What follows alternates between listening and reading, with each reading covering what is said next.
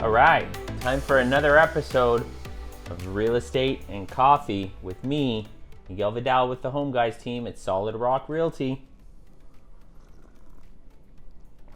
Oh, that's good coffee. All right, so this is an interesting one. So I get this asked a lot in the business, dealing with buyers.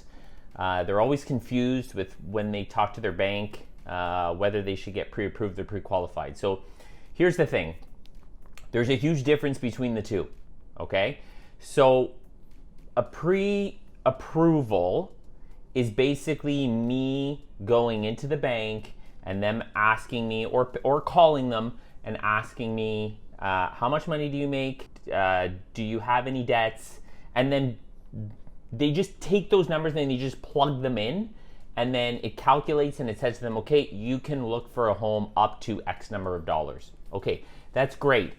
But what happens there is that people get the pre-approval and then they go out, start looking at homes, and then they have to put financing in the condition, and then they end up getting to the bank and giving them all the documents. Hey, we bought a house, we're super excited, financing is a condition, we have 7 days to approve it. And then the bank comes back and says, well, unfortunately, your T1 general doesn't say that you make as much as you said you made, and you're also carrying a car loan that you didn't disclose to me. So you've also got some credit card debt that wasn't part of the pre-approval process because we didn't really run a credit check, and your credit score isn't that great, so we can't approve you for your financing. Then all of a sudden the buyers just get deflated. They're like, oh my God, we were so excited, we were about to buy our home, now we can't because we can't afford it.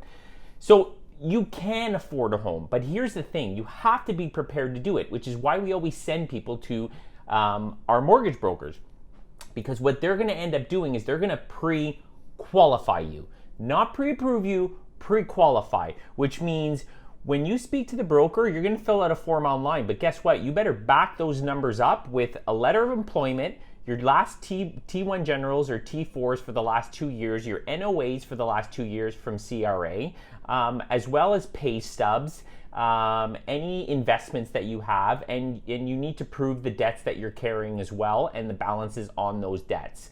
So then that way, the mortgage broker is looking at all the numbers and they've got all the documents ahead of time. They submit it to all the lenders, and then when the lenders come back and say, okay, yeah, we feel comfortable taking on this at this price point, then you've got a number that you can work with, which is a huge advantage to the buyer in this situation, because now when it comes down to actually purchasing a property, they don't have to dilly-daddle with the financing condition because they've already got the financing in place, because the mortgage broker that we deal with have already taken the steps necessary to approve you for the financing, rather than just walking into a bank and giving your information and then them saying, yes, calculated by this, you're approved for this amount. Okay, so that's the difference between getting pre-approved and having a pre-qualification. Pre-qualification gives you the leverage you need to be able to actually purchase the home without being without actually purchasing the home and then feeling like, oh my gosh, now we can't afford the home because we just got denied financing. No, you've already got everything in place with the pre-qualification, which to me is the most important thing to have when you're purchasing a home to get started, which is why, again, in one of my previous episodes, one of my questions was, what are the first steps of the buying process? You need to speak to a mortgage broker or bank rep. I prefer mortgage broker, or if you don't have one, reach out to us and we will make sure that we put you in touch with the right person. So anyways, that's it for this episode. Hopefully it's been helpful. Take care. Don't forget, real estate, and enjoy your coffee, because I am. Thanks again.